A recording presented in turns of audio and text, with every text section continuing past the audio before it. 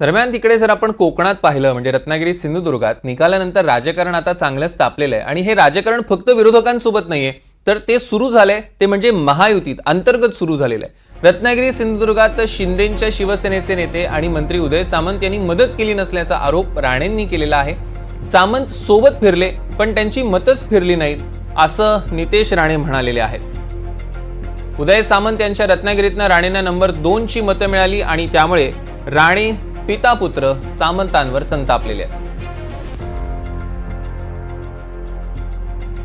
काही कटू अनुभव या निवडणुकीच्या निमित्ताने आलेले आहेत, पण ती चर्चा पत्रकार परिषदेमध्ये न करता महायुतीच्या व्यासपीठावर आम्ही निश्चित पद्धतीने करू। पण महायुती यापुढे ताकदीने प्रत्येक निवडणुकीमध्ये अगर उतरायचे असेल तर प्रत्येकाने महायुतीचा धर्म पाळणं गरजेचं आहे, हेही मी महायुतीच्या कार्यकर्त्यांना सांगेन। काही हिशोब यापुढे चुकते व्हायचेच आहे, ते व्याजासकट करण्याची तयारी आमच्या सगळ्यांची आहे।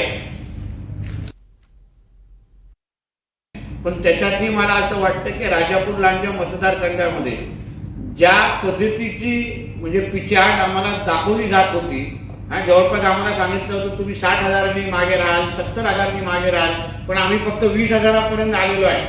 म्हणजे तिकडच्याही जनतेने आम्हाला साथ दिलेली आहे। पण कारण का तो पारंपरिक हा म्हणजे उबाटाचा बालेकिल्ला असताना पण आम्ही फक्त 20,000नी मागे राहिलेलो आहे। ती आमच्यासाठी चांगलं चिन्ह आहे।